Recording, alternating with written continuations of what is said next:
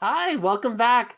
Our next guest is an award winning author, journalist, and an expert on how to have difficult conversations about race. In her new book, Speaking of Race, Celeste Headlee offers advice on how to have a productive conversation about race and explains why painful conversations can pave the way for a better future. She joins us now. Welcome to the show, Celeste. Thanks for having me.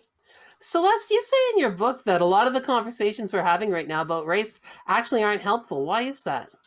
There's a number of reasons. One of the most common is people go into these conversations trying to change somebody's mind or prove them wrong, Mhm. or sometimes just dunk on them.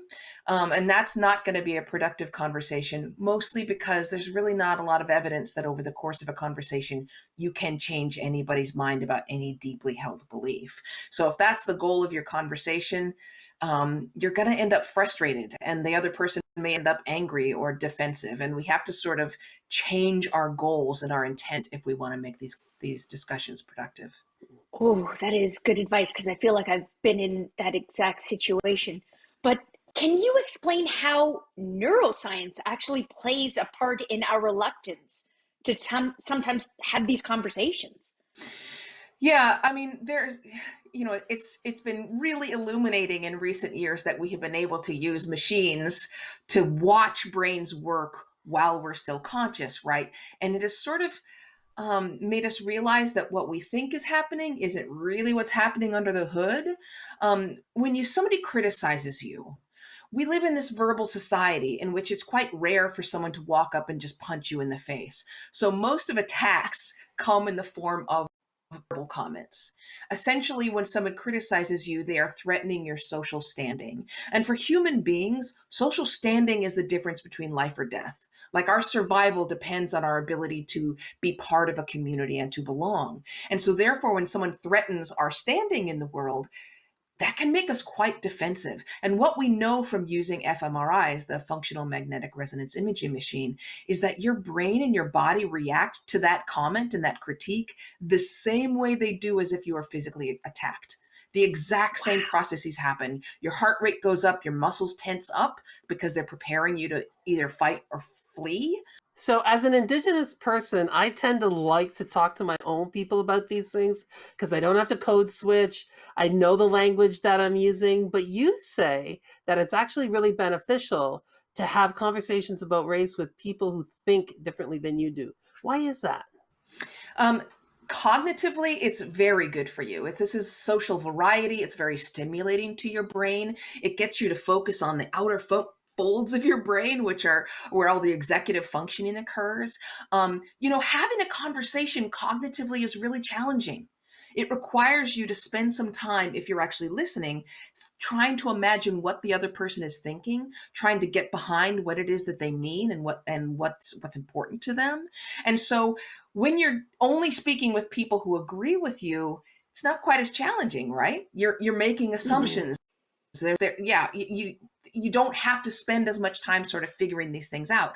That means that this conversation that you have with someone who disagrees is not only going to protect you from the unconscious bias and assumptions that all of us have, but it's also going to stimulate your brain. Science has shown that after even just a 10-minute conversation, people's performance improved on a whole different variety of tests by like 100%. These conversations are really good for you, and it doesn't mean you have to like the person, and it doesn't mean you have to agree. Celeste, I've never considered this before, but is there a better place to actually, like a physical place to have these conversations about race?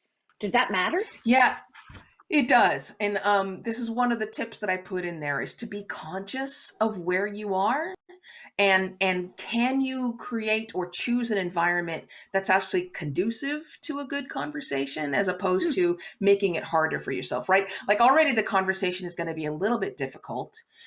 So can you make it a little easier? So for example, you want to go to a place if you have the option, you want to go to a place where both you feel comfortable and the other person might feel Yeah. comfortable. This might mean stepping out of the work environment, or if this is one of your family members, stepping out of the home, just out of a familiar place where you may get into the same routines and habits that you often do in these conversations. Break the routine. but in a comfortable way, like a coffee shop or sitting on a park bench, something like that. Another thing is you have to think really carefully of the difference in the way you respond, whether you are one-on-one or in a group. And so something that you say, hey, what you just said was inappropriate, they may take quite well if you're one-on-one. They may become immediately defensive when they're in a group because they're literally trying to manage the way other people see them. So in the meeting, if you have it like at a workplace and you have a meeting and somebody says something inappropriate, that might not be the time to call someone out. It's okay if they've said a microaggression to note it, say, hey, that's not appropriate, but that might not be the time to talk to them about it. And I know for me, there's 3 things I will not talk about on social media: race, weight, and sexual orientation. And I know that you agree with that, and you say it's actually can do more harm than good. What's your reasoning behind that? Well, and I want to be clear here. This is not like my gut instinct. We know that there's a huge difference between a conversation that you have with someone where you can hear their voice and possibly see their face, as opposed to one that's digitally mediated. That means any conversation over social media, over email, over texting, over Slack, over whatever that computer mediated platform is. Social media tends to polarize us. It pushes us towards the extreme. We also know that when we're on any kind of computer, we are the worst version of ourselves. We're less likely to collaborate. We're less likely to be compassionate. We are more likely to escalate conflict. I mean, if you've ever gotten into an email argument and later you're like, why did I, was that me? Why did I say that? Why did I send that angry email, right? You know that this just generally happens to us. And rather than arguing back and thinking, I'm the exception, I'm great on Twitter, just accept that this is the effect it has on us and choose a different venue for your conversation. When I do anti-racism training, I always tell people, none of us know what we don't know. And so you're going to make mistakes. So what's your advice for when we do make a mistake, which it's inevitable, everybody? We're going to make mistakes. Everyone's going to make a mistake. Yeah, I think the first line in one of the chapters is there's 2 kinds of people: those who have said the wrong thing about race and those who will. The thing is, if somebody says to you, whoa, that was that was hurtful or that was inappropriate or whatever it is, just apologize. If you walk by and kick someone in the shins and they say, ow, that hurt, you don't turn around and say, I didn't kick you, or that didn't hurt you that bad, right? You just say, I'm sorry. And it's as simple as it has to be. I'm sorry. I'm sure that most people don't want to hurt somebody else's feelings. And when they say that something is racist, that's really what they're saying. They're saying you said something hurtful. So just apologize. And you can ask, can you explain why this is hurtful? But it's okay if they don't want to explain. If they don't want to be your Google search, it's okay for them to tell you to do your own homework. Nice.